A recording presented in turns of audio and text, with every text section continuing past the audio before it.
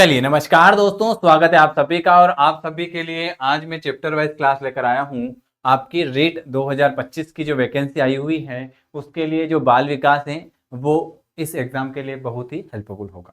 इसके अलावा ये बाल विकास जो है आपके एमपी टेट में भी पूछा जाता है और महिला पर्यवेक्षक में भी ये सब्जेक्ट पूछा जाता है। ठीक है, तो आज शुरुआत करते हैं। पहला चैप्टर है, सिलेबस के अनुसार चल रहे हैं। जो रीट 2025 की प्री एग्जाम ही है उसके लिए क्वेश्चन बहुत हेल्पफुल है। ठीक है, आप रीट की तैयारी कर रहे हो, एमपी टेट की कर रहे हो या महिला पर्यवेक्षक की कर रहे हो, सभी के लिए हेल्पफुल है। आज का हमारा चैप्टर है विकास की अवधारणा और इसका अधिगम से संबंध।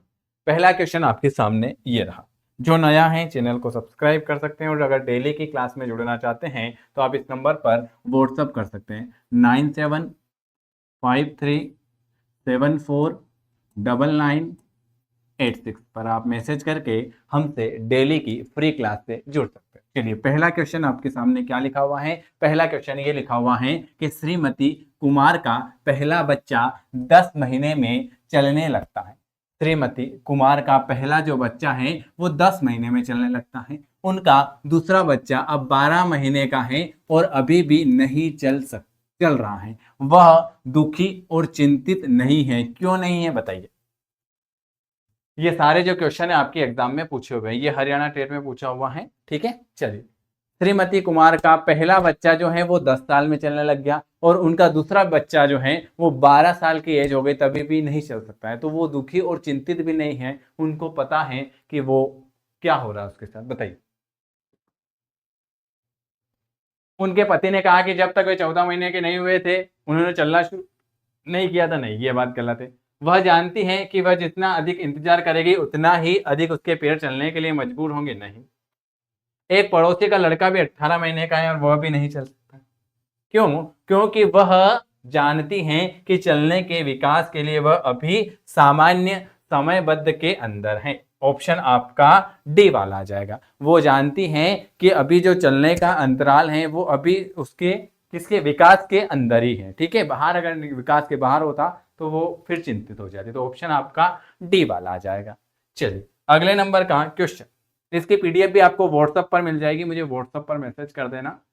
निम्नलिखित में से किसको मुख्य आधिकारिक ग्रंथि कहते हैं? ये यूपी टेट में पूछा हुआ, किसको मुख्य आधिकारिक ग्रंथि कहेंगे? थायराइड को, एड्रिनल को, अंतःस्रावी को या पीयूष ग्रंथि को? बताइए। दूसरे नंबर का क्वेश्चन आपके सामने। Very very good. पीयूष ग्रंथि को आप क्या कहते हो? मुख्य अधिकारी ग्रंथि कहते हो। ऑप्शन आपका डी वाला आ जाएगा। चलिए, अगला क्वेश्चन क्या लिखा है? तीसरे नंबर का क्वेश्चन है, विकास के लिए निम्न में से कौन सा एक उचित है? विकास के बारे में आपको बताना है कि विकास जन्म के साथ प्रारंभ होता है और समाप्त हो जाता है। सामाजिक सांस्कृतिक संदर्भ विकास में एक महत्वपूर्ण भूमिका का निर्वाह करते हैं। विकास एक आयाम है या विकास पृथक होता है? बताइए। तीसरे नंबर का क्वेश्चन, विकास के साथ वाली घटना बताइए। तो लेव वाइगोत्स्की के अनुसार विकास का संबंध बताइए। तीसरा क्वेश्चन।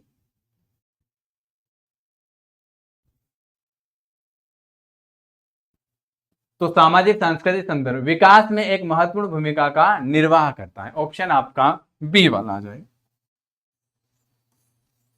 चलिए,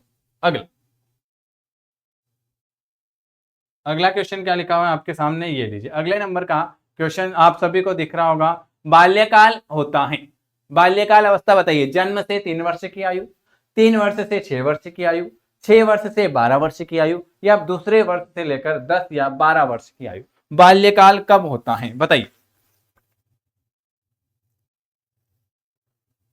और आपको यह भी बताना है कि बाल्यावस्था को कितने भागों में बांटा गया है। बताइए, ये 2 क्वेश्चन आपको बताने। Very very good. बाल्यकाल जो होता है वो कब होता है ये आप सभी को पता है। और बाल्यकाल जो होता है, एक तो आपको 4 अवस्था बताई है बाल्यावस्था। एक तो होते हैं शेषावस्था, बाल्यावस्था, प्रौढ़ावस्था और एक और बताइए। कितनी अवस्था बताई है? बाल विकास की कितनी अवस्थाएं हैं? शेषावस्था, बाल्यावस्था, किशोरावस्था और प्रौढ़ावस्था। ठीक है, तो बाल्यकाल बताइए। बाल्यकाल होता है 5 या 6 वर्ष की आयु में। कौन सी? बाल्यकाल जो होता है 5 या 6 वर्ष की आयु में। तो ऑप्शन आपका क्या आ जाएगा? बाल्यकाल जो होता है 6 वर्ष से लेकर 12 वर्ष की आयु तक। ऑप्शन आपका सी वाला आ जाएगा क्या?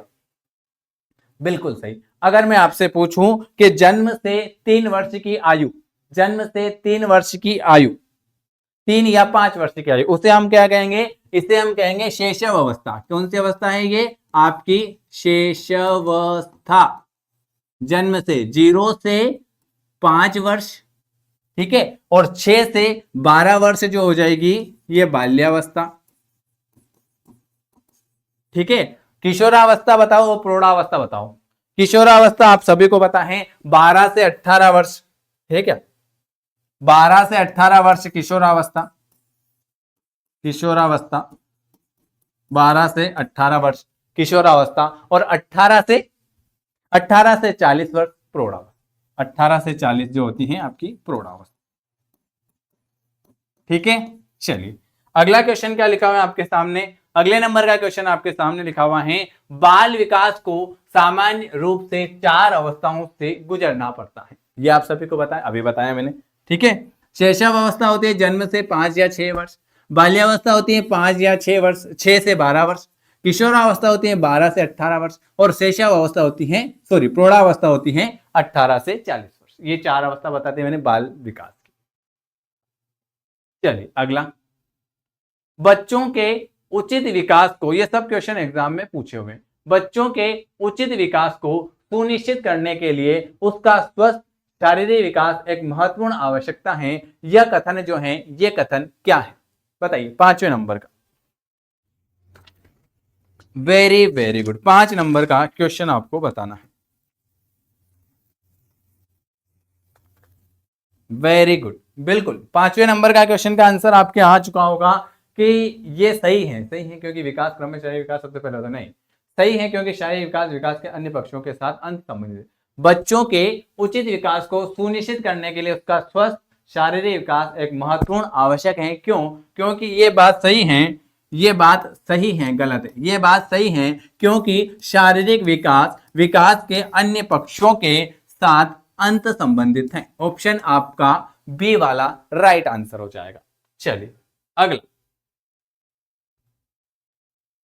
निम्न में से कौन सा कथन बच्चों के विकास में परिवेश की भूमिका का समर्थन करता है? बताइए, 6 नंबर का क्वेश्चन।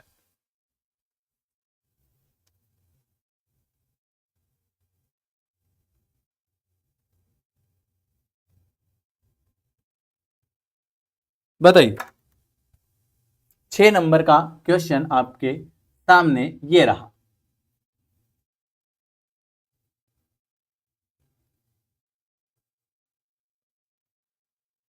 बिल्कुल सही। निम्न में से कौन सा कथन बच्चों के विकास में परिवेश की भूमिका का समर्थन करेगा?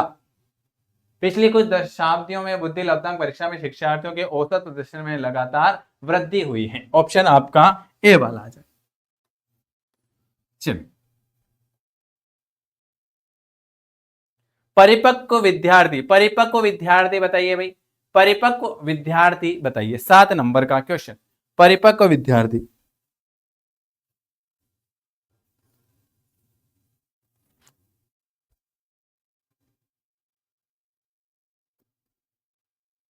परिपक्व विद्यार्थी के बारे में बताना है। परिपक्व विद्यार्थी जो होते हैं अपने अध्ययन में कभी कभी भावनाओं की सहायता चाहते हैं। ऑप्शन आपका सी वाला आ जाएगा। अगला, चलिए, शिक्षण का विकासात्मक परिप्रेक्ष्य शिक्षकों से यह मांग करता है। क्या मांग करता है भाई? शिक्षण का विकासात्मक परिप्रेक्ष्य शिक्षकों से यह मांग करता है। बताइए क्या मांग करेगा? कठोर अनुशासन बनाए रखना? नहीं।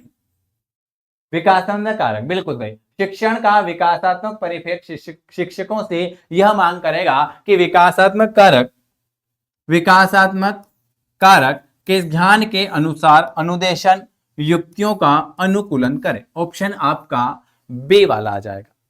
चलिए, निम्नलिखित में से कौन सा आयु समूह परिवर्तित बाल्यावस्था श्रेणी के अंतर्गत आता है? 9 नंबर का question, very most IMP question.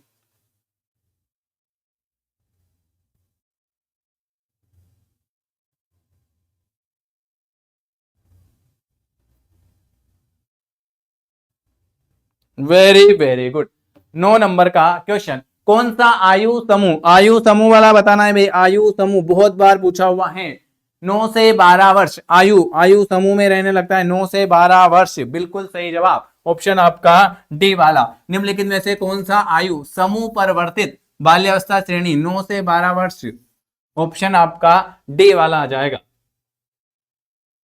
Video अगर अच्छा लगे तो लाइक जरूर करें, सब्सक्राइब करें, और अगर डेली की क्लास में जुड़ना चाहते हैं तो मैसेज जरूर करें। निम्नलिखित में से कौन सा बच्चों के संवेगात्मक विकास के लिए सबसे ज्यादा उपयुक्त है। बच्चों के संवेगात्मक विकास के लिए सबसे ज्यादा उपयुक्त,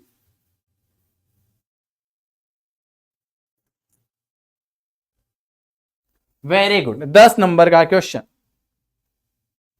कक्षा कक्षिका प्रजातांत्रिक परिवेश, निम्नलिखित में से कौन सा बच्चों के संवेगात्मक विकास के लिए जो सबसे ज्यादा जरूरी है, ऑप्शन आपका ए वाला आ जाएगा, कक्षा कक्षिका प्रजातांत्रिक परिवेश। चलिए अगला, निम्नलिखित में से कौन सा कथन विकास और अधिगम के बीच संबंध को सबसे ज्यादा सर्वश्रेष्ठ रूप से जोड़ेगा। 11 नंबर का क्वेश्चन,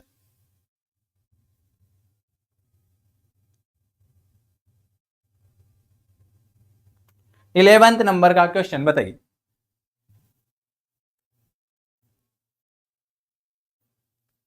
वेरी वेरी गुड। अधिगम और विकास एक जटिल तरीके से अंत संबंधित है, ऑप्शन आपका डी वाला आ जाएगा।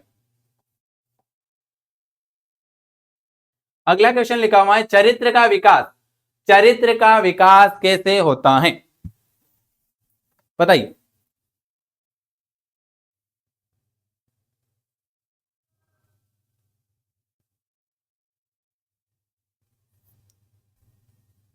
बताइए चरित्र का विकास कैसे होता है। 12 नंबर का क्वेश्चन, चरित्र का विकास होता है इच्छा शक्ति, बर्ताव, नैतिकता, ऑप्शन आपका डी वाला। ये आज मैंने आपको 12 क्वेश्चन करवाए हैं। अगर वीडियो पसंद आता है तो लाइक करना है, शेयर करना है, सब्सक्राइब करना है, और डेली की अगर हमसे क्लास में जुड़ना चाहते हैं तो आप इस नंबर पर व्हाट्सअप कर सकते हैं। 9753749986 पर आप मैसेज करके हमसे डेली के क्लास के लिए जुड़ सकते हैं। वीडियो देखने के लिए आप सभी का बहुत बहुत धन्यवाद।